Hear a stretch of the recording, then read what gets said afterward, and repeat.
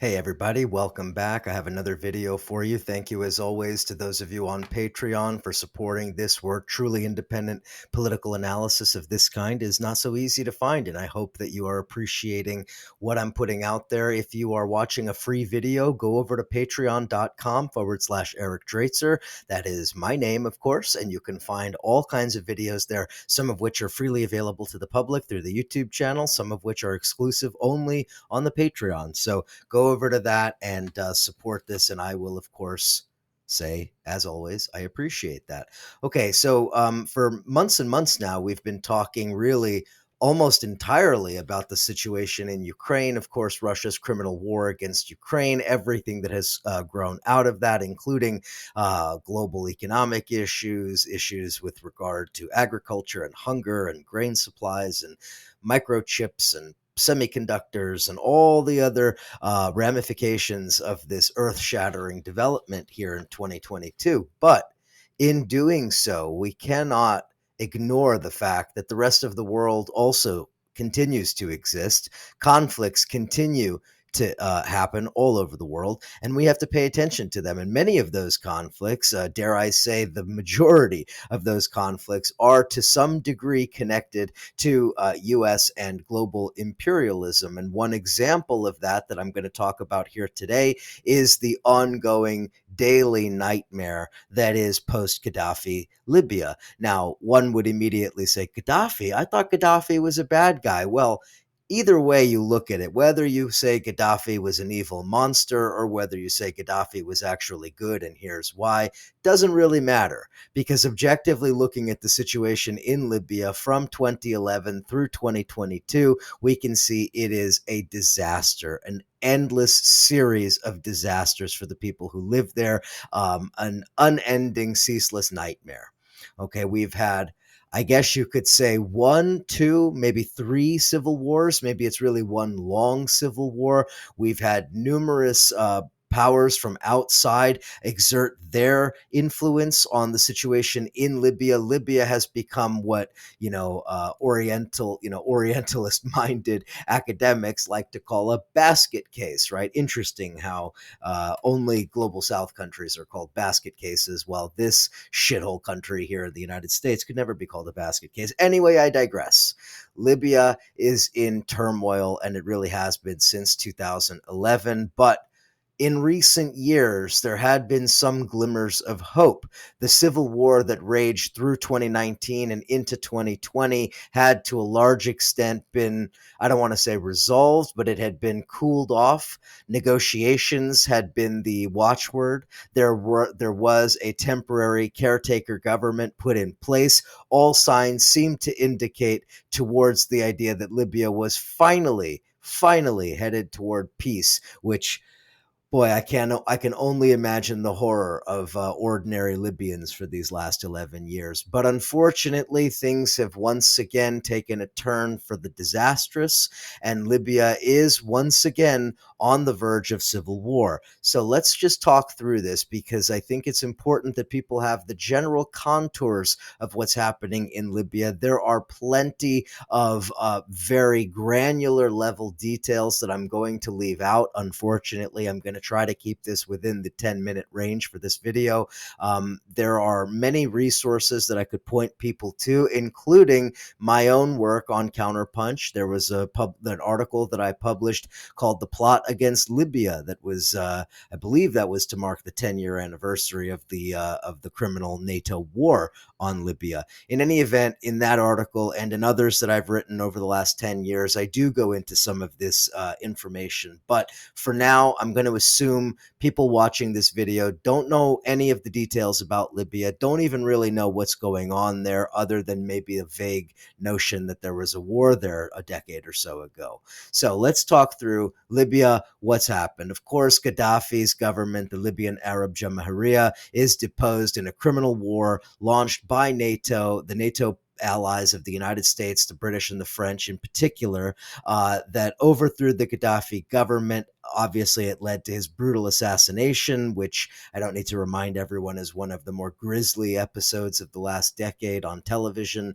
And it led to the most predictable outcome, which was political economic, social chaos in Libya. Chaos that really led directly to a long series of conflicts involving various militias, armed groups, regional militias, militias based on social groups, clan based entities, and some, of course, among a broader international network. I'm thinking of Muslim Brotherhood. Okay, so there were a number of different forces that kind of all came to the surface as the Gaddafi vacuum really opened up. And again, I can't get into all the specifics throughout that entire period, but needless to say, by 2019, we essentially had two main competing blocs. On one hand was what came to be called the Government of National Accord, which later became called the Government of National Unity. That is based in Tripoli, and that is an internationally recognized, and I should say that because I mean the United Nations recognized this as a legitimate government in the last couple of years. And this government in Tripoli is a Muslim Brotherhood aligned government that is backed directly by Turkey. Turkey brought in its drones to basically shift the tide of the war in 2019 in favor of the Government of National Unity, led by, and he's going to be a major player here, led by a guy named Abdul Hamid al-Dbeiba. I'm sure I'm pronouncing the last name badly, but that's the best I can do. Dbeiba.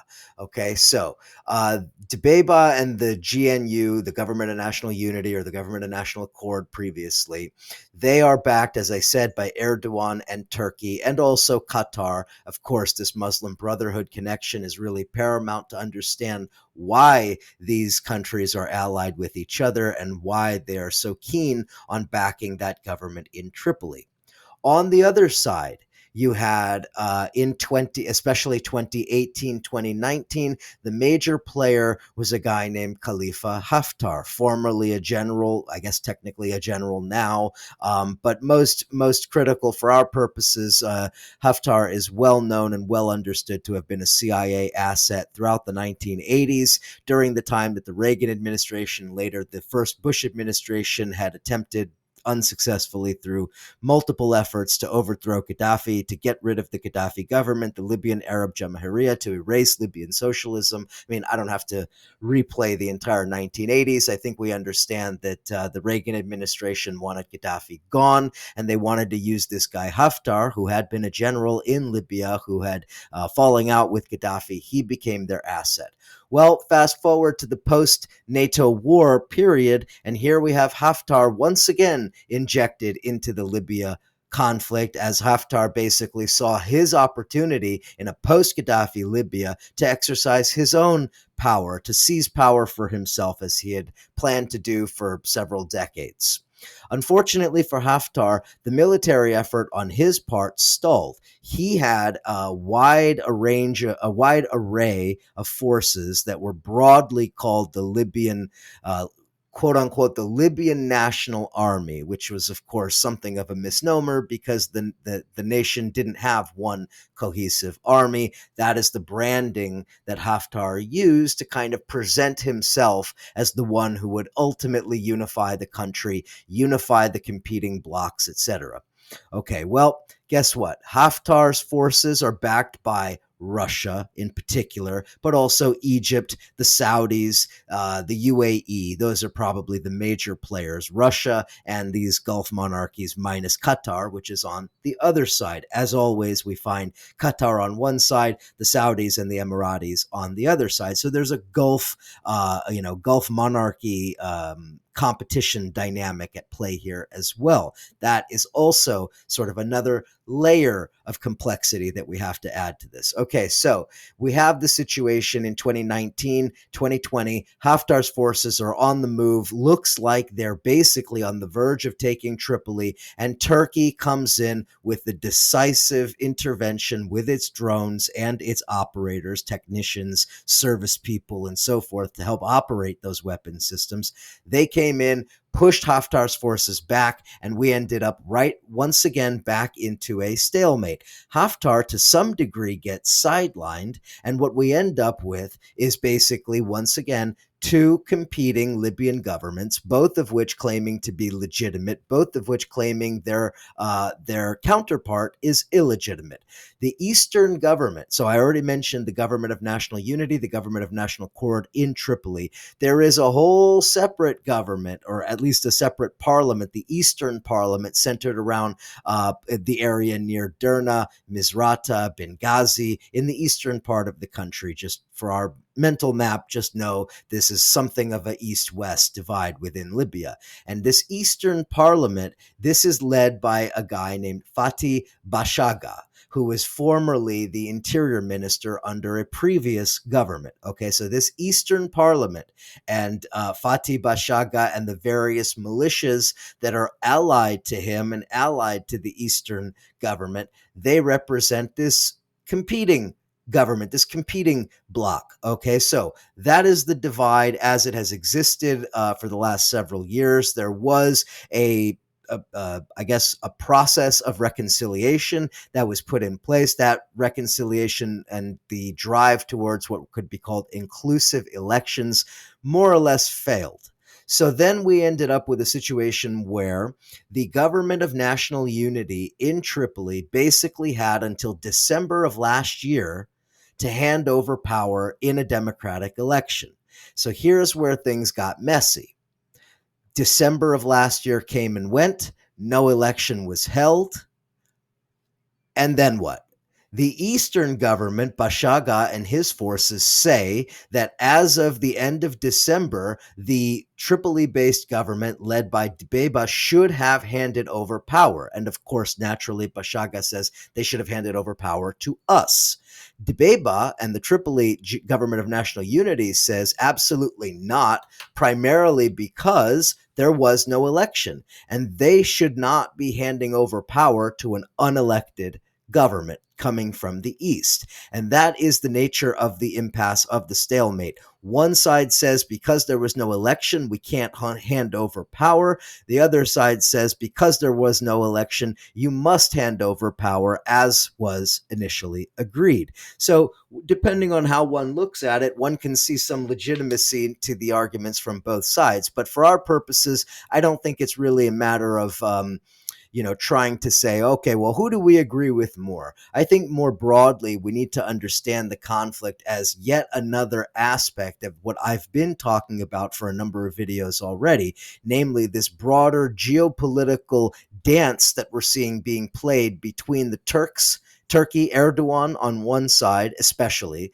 and Russia on the other side. I just did a video about how Turkey and Russia are kind of sort of frenemies, how they collaborate with each other in some respects and compete with each other in other respects. Central Asia is a good example of where we see Turkey and Russia in competition, and I'm going to have another video about that shortly. But Libya is a place where we also see this competition playing out with Russia and Turkey on opposite sides. Turkey backing the Tripoli government, Russia backing the Eastern government. Now, does Russia care that much about the fate of the people of Libya? Of course not. If Russia cared, they would have done whatever they could have to stop the war in 2011, which they didn't lift a finger to stop. Okay, so the Russians don't actually necessarily care about Libya, except to the extent that Libya matters for their prestige and that Libya matters in the broader context of geopolitical moves and power moves that the Kremlin wants to make. So the Russians have Wagner mercenaries inside of Libya. They've been there for several years now. At one point, they were mostly around the city of Sirte. Now, I think reports seem to indicate that some have been pulled out and sent to Ukraine, while others have kind of sort of been reorganized around the country. Either way, the Russians have some of their assets in there. The Saudis, the Egyptians, the Emiratis, they've been backing Haftar this whole time. Turkey, of course, being on the other side. Now we see, just as we saw with the Armenia-Azerbaijan conflict, just as we've seen in the Ethiopia-Tigray conflict, just as we've seen in the Eastern Mediterranean and in the Black Sea, once again, Turkey and Russia are on opposing sides of a critical geopolitical issue. So we have essentially multiple I guess, multiple aspects to the Libya war. On the one hand, we're on the brink of civil war, which is important in and of itself. As of the clashes on Saturday, something like 2 to 3 dozen people were killed. This is a very worrying sign because it could be an indication that we're just now entering the period where a hot war can really begin. On the other hand, we also have to look at this from a geopolitical and a strategic perspective with regard to Russia and Turkey, and also some of those other countries we mentioned. And then from an even larger perspective, then we also have to think about NATO and the role that the United States and NATO has played in creating this conflict. Leaving aside the fact that Trump more or less didn't directly engage in Libya, at least not to the extent that these other countries did, where they actually got intimately involved in the day-to-day developments. Leaving that aside, at a very broad level, the United States is one of the fundamental actors responsible for creating this conflict and for creating let's call it the series of conflicts that led us here. Not only did they launch a criminal war against the government of Gaddafi and the Libyan Arab Jamahiriya, they did so while waging war against the infrastructure of the country, against the institutions of the country itself. They basically, in various ways, repeated the neocon disaster in Africa minus the boots on the ground, using simply proxies inside of Libya as their troops, more or less. This is not to say that there weren't legitimate criticisms against the Gaddafi government being raised by Libyans. There were genuine protests in Benghazi and in other places as well.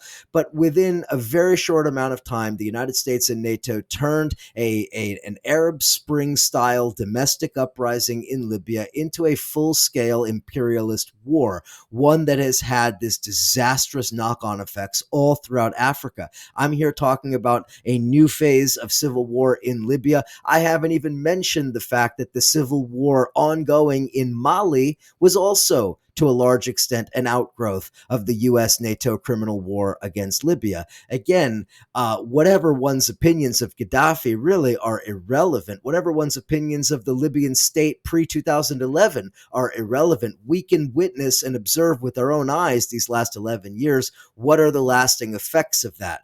The ongoing instability throughout the Sahel, the push of what is now the Islamic State, used to be Al-Qaeda in the Islamic Maghreb, moving through Mali while Mali was engaged in this civil war that itself was an outgrowth of the Tuaregs fleeing out of Libya and headed back towards Mali. So again, I don't have time to get into all of the sort of ripple effects of that disastrous and criminal war.